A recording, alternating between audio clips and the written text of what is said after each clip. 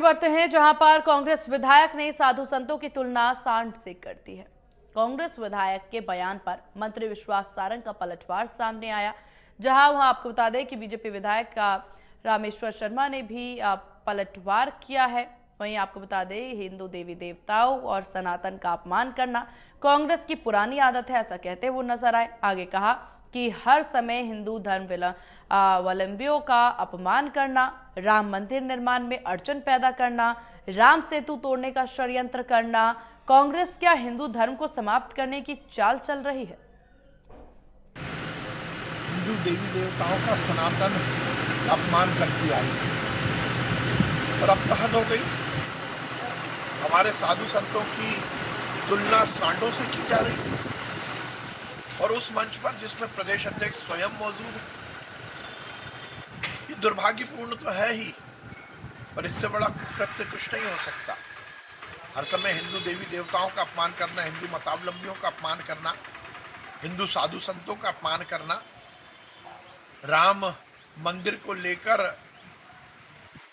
टंगड़ी अड़ाने का काम करना, राम सेतु तोड़ने का षड्यंत्र करना, कांग्रेस क्या हिंदू समाज को समाप्त करने की चाल चल रही है?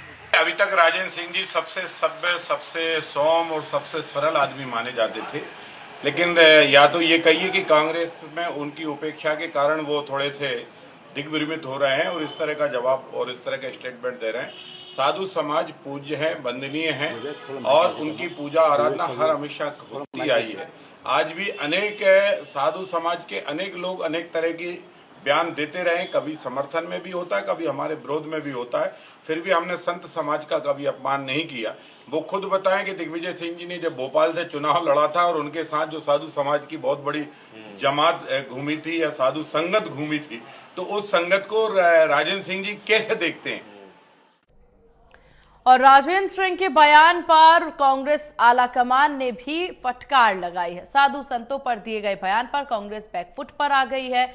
जहां आपको बता दें, राजेंद्र सिंह ने वीडियो जारी कर सफाई भी दी। उन्होंने कहा, मेरी बात को लोगों ने अलग अलग व्याख्या की है। साधु संतों, महामंडलेश्वरों का काम किसी पार्टी का काम करना नहीं है। 12 करोड़ से ज्यादा लोग नहीं गए। मैं विज्ञान का विद्यार्थी हूं, इंजीनियर हूं, लेकिन 60 करोड़ व्हाट्सएप यूनिवर्सिटी ने भर दिया लोगों के दिमाग में। और फिर इन्होंने साधु सन्यासी जो हैं, बाबा बैरागी, महामंडलेश्वर, इनको छोड़ दिया है जनता के बीच में। जाओ प्रवचन करो, भाजपा का प्रचार करो, हिंदुत्व की बात करो, सनातन धर्म की बात करो। और ये सांड चर रहे हैं दूसरों का खेल।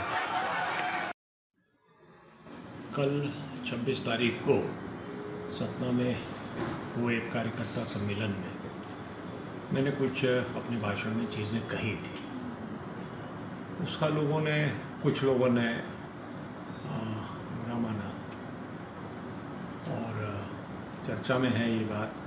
अपने अपने तरीके से लोगों ने उसकी व्याख्या की और इलेक्ट्रॉनिक मीडिया, प्रिंट मीडिया, उसमें भी ये बातें कुछ आ रही, लिखी गई हैं, कही जा रही हैं। मैंने जो कल कहा था, मैंने ये कहा था कि जो साधु, महात्मा, संत, महामंडलेश्वर जो भाजपा का प्रचार कर रहे हैं वो निंदनीय है। और जो मैंने सांड की बात कही थी वो एक उपमा है, एक लोकोक्ति है, एक कहावत है। किसी व्यक्ति के व्यक्तिगत अपमान का तो सवाल ही नहीं उठता है। किसी की मैंने व्यक्तिगत मानहानि की हो, कहने के लिए आम भाषा में लोग कह देते हैं नेता बेईमान है। अब कोई अगर न्यायालय चला जाए और वहाँ पर आवेदन दे कि मेरी मानहानि हो गई है, तो न्यायालय यही पूछेगा कि सामने वाले ने आपका नाम लिया क्या, आपको कहा